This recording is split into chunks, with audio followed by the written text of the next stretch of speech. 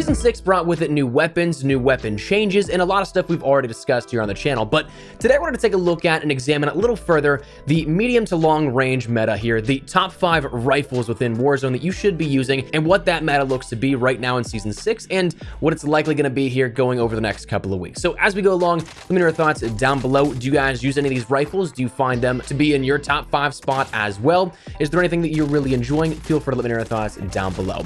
But if you enjoyed the video, make sure you drop a like down below, same for 1,000 likes on this video. And of course, if you are new to the channel and want to stay up to date with all things Warzone, meta guides, and loadout videos like this, Season 6, Vanguard content, there's a lot of stuff here coming up in the near future, so make sure you stick it here so you don't miss a single thing. That said, let's jump right into it. Now, how's the medium to long range meta with rifles now after the Season 6 update? And actually, even more recently, the introduction of 2 new weapons, one of those being a rifle that could potentially make their way into that meta. The STG-44, starting out with that one, is one that we saw recently introduced earlier this week as a result of sort of just getting some hype up for Vanguard. You don't have to do anything in particular, you don't have to pre-order, you don't have to buy the battle pass, but so long as you end up grinding out a little bit of that battle pass, you'll end up getting throughout the first 72 tiers 4 blueprints that you can end up getting, 2 for the STG, 2 for the M1 Garand, both in the free tiers throughout the battle pass. Now, the first one I would say of the STG is probably the better of the 2 in terms of more reliable play in squad-based modes. You can absolutely use both of them, but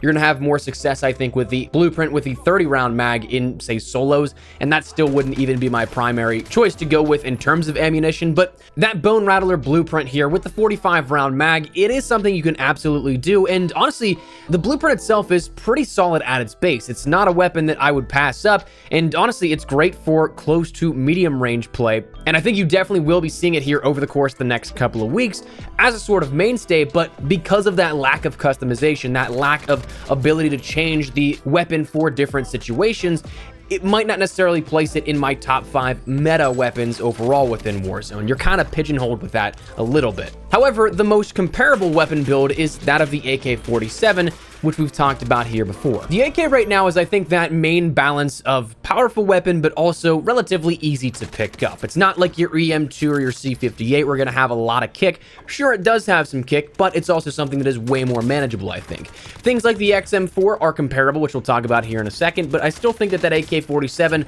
is one of those main rifles you'll end up seeing here throughout Season 6.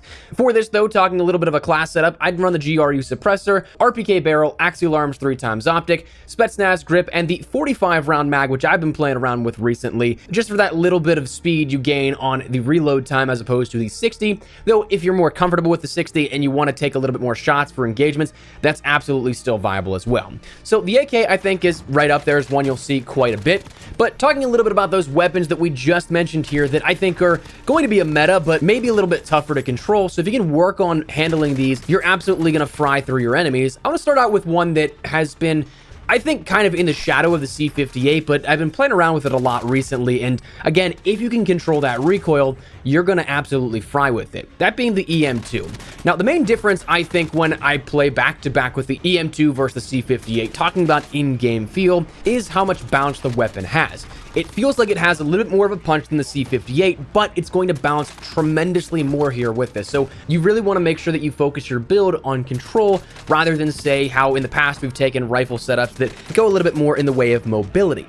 For this, for the EM2, I would recommend the Agency Suppressor, Task Force Barrel, the Field Agent Foregrip, all 3 of those giving you some control in some regard. The Agency Suppressor giving you that vertical recoil control, the Task Force giving you that horizontal and vertical, same thing with the Field Agent Foregrip. Those are incredibly important here with this. The Axial Arms 3x optic, because we are playing for that at a mid-range, sometimes long, though with this weapon, it's not necessarily the most favorable. And then the 50-round mag, because that is the most ammo we can end up having here with this. This, again, for super long range, it might not be your best bet. I usually take this in conjunction with a MAC 10 or an OTS, where I can play for those medium range engagements, but I can also then end up going all in and challenging an enemy if I can get up in their face here for that close quarters engagement.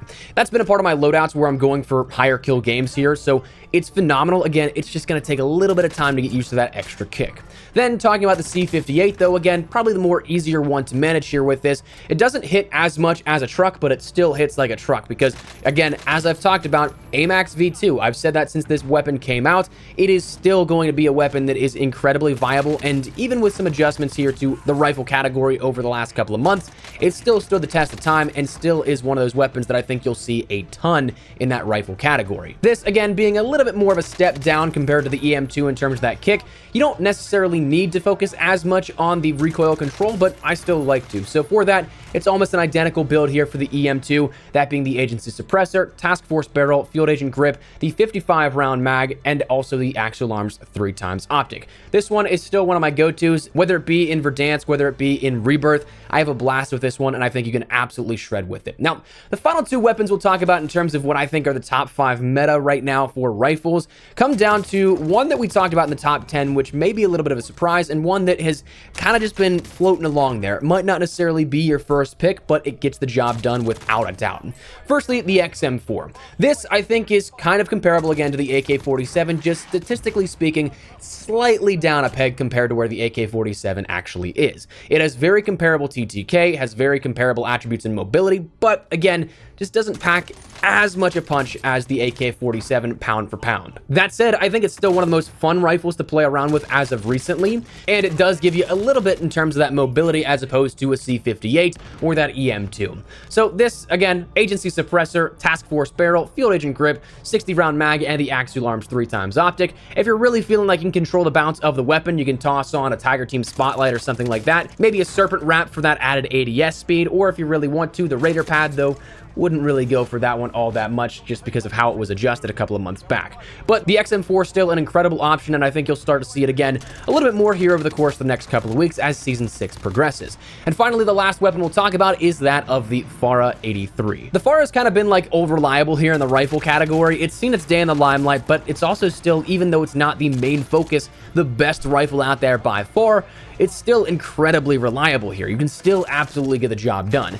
The only problem with the Fara is that it has a very slow ADS time as opposed to what you may find favorable, but if you can get over that, you can land your first couple of shots. Your aim is not going to bounce all that much, and it's just a laser pointer in that regard. Now that we don't see the Krig being that laser pointer, now that we do kind of have the QBZ as the backup there with it, but I personally think it's a little worse than what the Krig was, and I think just on the outside looking in of the top 5 meta perhaps here with this, the Fara absolutely can get the job done with this. Again, as with the other builds, GRU suppressor, Spetsnaz RPK barrel, Spetsnaz grip, 60 round mag, and the 3x optic. Now, that said, that's my picks for the top 5 meta rifles here within Warzone Season 6, but that also doesn't mean that you can't use anything else. Weapons like the Grau are still viable. Again, we talked about how the QBZ is still viable. The M4A1 still honestly isn't all that bad for Modern Warfare as well. It really comes down to what you feel comfortable with, what you feel like you can control, and it also, I think, depends on what map you're playing on.